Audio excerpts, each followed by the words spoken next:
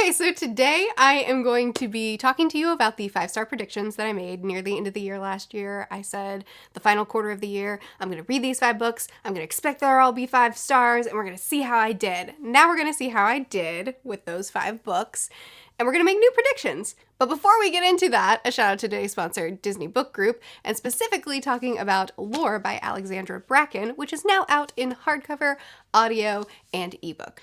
Drawing on Greek heritage, Bracken drew from her childhood love of Greek mythology as well as her own Greek heritage and the stories of her immigrant grandparents to dream up a secret network of ancient families, descendants of Greek heroes battling for immortality and dominance. This is a feminist take on Greek mythology, reclaiming the hero's journey and revisiting our ideas about heroes and monsters. There's also a good emphasis on romance for this book, where Lore discovers that Castor, the childhood friend that she believed was dead, actually ascended as the new Apollos 7 years ago. Apparently this is going to be a slow burn, will they, won't they kind of romance, which is typically the kind of romance that I end up enjoying. But you will also see more of this later on in the video when we get into my predictions. But first, all the books, how'd I do? Okay, so the first book, I'll start with this one because it's closest to me, 11/22/63. So Stephen King, I want to love him because the first King book I read was Pet Sematary, but I have not connected with a book of his since Pet Sematary. That's not true. I enjoyed Misery, but I haven't loved a book of his since Pet Sematary. So 11/22/63, time travel, he goes back in time to change a point in history to make the world better. And I really loved the beginning of this because King is so good at setup and at building environment. I don't always connect with his pacing, and this is definitely an example of that.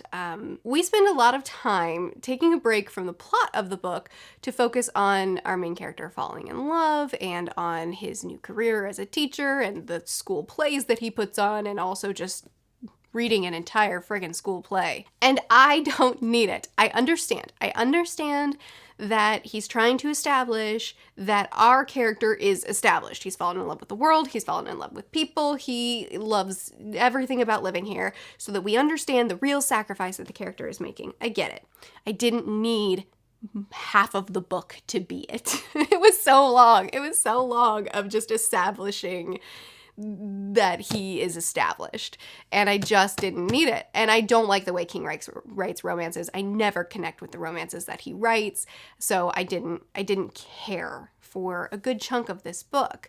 Then we got to the ending, and I loved the ending, but it was very rushed, and not all the threads actually really tied up all that well. I feel like with King, a lot of times his setup is so good, and the payoff, I'm just like, I need more payoff. You know, this is an 800-page book, isn't it? Is it 800 pages? 842-page book.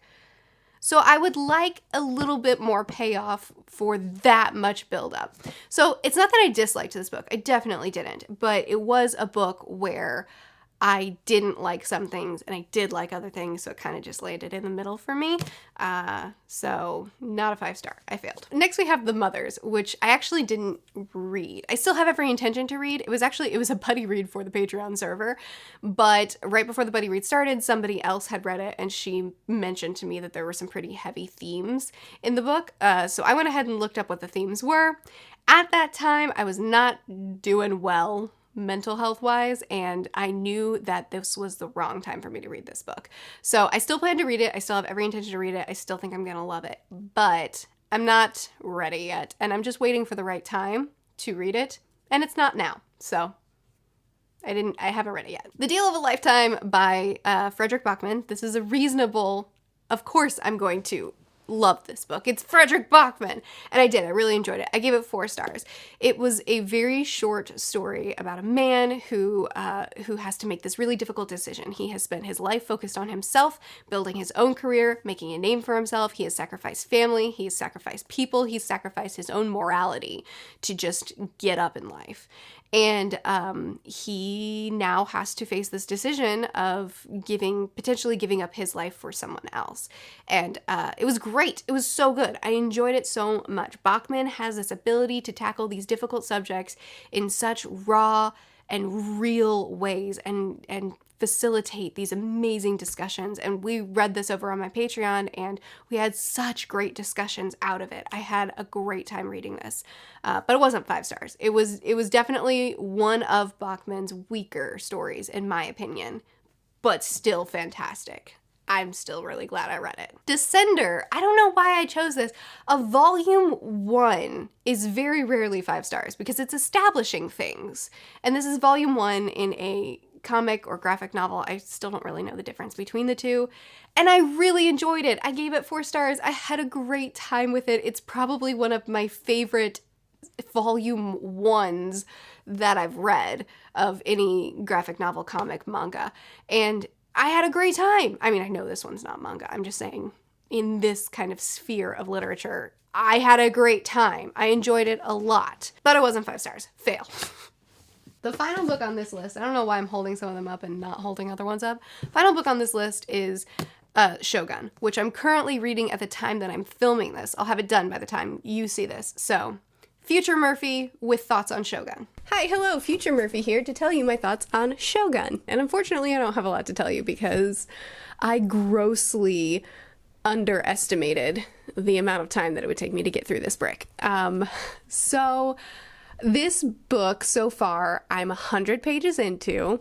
Yeah, and I thought I'd be done by now, which was dumb. Really, if you think about it. But long story short, I'm not reading as much right now because I'm just like binge watching this gaming channel that I'm really into right now. I foresee myself enjoying this. So far, the first 100 pages, I'm enjoying it a lot. But it's also a book that I don't want to power through, try to read quickly. I mean, I'm not a fast reader anyway, but I kind of want to just take my time with this and just kind of enjoy the journey, unless it captures me and I have to read it really, really fast because I can't put it down. But I'm not reading as much right now because of that gaming channel. I'll try to break the addiction. I'll try to read better. But I imagine that book's going to take me at least another month to finish because it's quite dense in certain areas. Sometimes it's a breeze to read, and then sometimes it's very dense. But I'm enjoying it, so I'm going to keep reading it. But I don't know if it's going to get 5 stars or not. I don't know how Future Murphy felt about Shogun, but I do know that I'm clearly bad at this. I'm clearly bad at predicting 5 stars, what I'm going to give 5 stars. So now that we've established that, let's have some more predictions. This time I changed it up a little bit, so my goal is to have all 5 of these 5-star predictions done in the first half of the year. And the way I did it this time is I intentionally picked books that I think I'm going to love, but that I would normally never pick up. So it's not books that I think I'm going to love and I want to read soon. It's books that I'm really challenging myself to pick something up that's far outside of my comfort zone. So first book on this list is going to be Lore. This is a YA urban fantasy, which is not a genre that I read ever. Also, Greek mythology doesn't really interest me. I've been reading through Percy Jackson and it's been good. I've been enjoying it, but I'm never gonna just like pick up Greek mythology because I want to. But I'm actually really interested in this because for some reason I follow Alexandra Bracken on Instagram. I don't follow authors on platforms ever, but somehow this happened and I have enjoyed myself a lot following her because she has been hyping this book so hard, like really, really well with giving me excerpts of the story, and she puts together, I don't know if she puts together or the publishers put together, this video hype trailer thing that always looks so good. And the general premise of this is actually really, really interesting. There's some sort of thing that happens every 9 years where these gods are being hunted down, and Lore has run away from this life that she knew, but now she's back because her parents have been killed and she's trying to kill the god that killed them. And it just sounds really cool, plus slow burn romance. If I'm gonna like a romance, it's gonna be a slow burn, will they, won't they? So I'm hopefully gonna like that too. I don't know, Alexandra Bracken or her publishing house, I don't know, have done a great job at hyping this for me, and I'm really excited to read it, and I think I could potentially love it, even though it's way outside of my comfort zone. Next book on the list is The Foundations of Silence by Ruta Sepetys. So historical fiction, for whatever reason, I never reach for. Don't ever want to read. But there have been some historical fictions that I've really, really, really loved. So I'm trying to push myself to make time for it. One of the reasons why historical fiction is something I never reach for is because so much historical fiction takes place in the same setting, in the same time frame, you know? And I am looking for books that step outside of that a little bit, that will still have, you know, the emotional impact that historical fictions a lot of times bring. So for this one, it's set in Spain, and the main character, I actually don't know what the female main character is about, but the male main character is a photographer, which I thought would be really fun because my husband's a photographer, and I really enjoy stories that have an emphasis on seeing the world through a photographer's eyes, because my husband, like, I know how my husband thinks. I know what, you know, how he sees a patch of lighting and how he's drawn to it, and he needs to take a picture. It doesn't matter what the subject is, he needs to take a picture because the lighting drives him. And stuff like that is really fascinating to me. And the fact that this is set in a different setting, it's by an author that I've already read. I read Salt to the Sea, which Ruta Sepetys fans seem to think is her worst book, and yet I really enjoyed it. So it's by an author that I've already read, and it has my husband's hobby in it, which I think would be really interesting to read about. I think I'm setting myself up for success. I'm trying to push myself here, and I think that this one, I think I could love it. Next book is On The Cerulean Sea. This book, I don't read a lot of contemporaries, and my friend who is a mod over on our Patreon server, she read this book and has been hyping it so hard. She calls it the hug book. She says reading this book is like just being wrapped in a hug the whole time, which sounds lovely.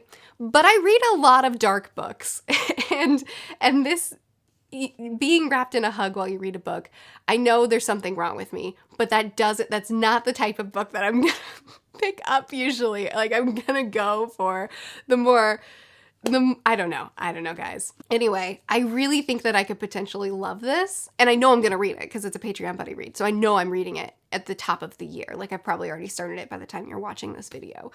And I think that I will love it, but it is way outside of my comfort zone, and I hope that I do love it. For Lynn's sake. The Great Alone. This is another historical fiction set in a different setting. Alaska, I'm pretty sure. Yeah, Alaska, 1974. And this is another author that I've read before. I read The Nightingale. I really enjoyed it, so I could potentially really enjoy this too. I think this is one of her more recent. Oh, it's a book of the month. No kidding. This is before I was even working with Book of the Month. I bought it secondhand. This was before I even knew who Book of the Month was. That's funny. Anyway, this is, I'm pretty sure, a recent release, and it's a book that I really have been interested in for a long time. It's an author I've already established that I like some of her books, or at least one of her books. Historical fiction, I'm trying to push myself out of my comfort zone. I think I could potentially like it. Future Murphy here, back with impressively even worse lighting. Because I decided that the final book in my predictions video probably isn't actually going to get 5 stars, so I've replaced it with Royal Assassin. This is kind of a cheat because adult fantasy isn't exactly outside of my comfort zone, but the reason it still fits is because this is a series that I started with Assassin's Apprentice a year ago, I think, and I enjoyed it, but I didn't enjoy it enough to continue on with the series. I've always planned to continue on with the series. It's just never been a priority to me. However, several of my friends have continued on with the series, and everybody is just losing their minds over how good it is. So I've been saying for so long that I'm going to continue on with the series too, and then I just never do. So while it's not outside of my comfort zone necessarily, I'm still counting it because it's a book that I'm not going to read without a bigger push, without some sort of challenge, some sort of deadline that I'm setting for myself, because I enjoyed the first book, but I don't have motivation to continue, but I genuinely think that if I do continue, I'll love it. So there you go. Those are the last 5-star predictions and how terribly I did at predicting them. Here's the next set. They're all out of my comfort zone, so I'm excited to do this because it will push my reading a little bit, and hopefully I will love them as well. I would love to keep chatting with you about this in the comments now that you've seen my new predictions.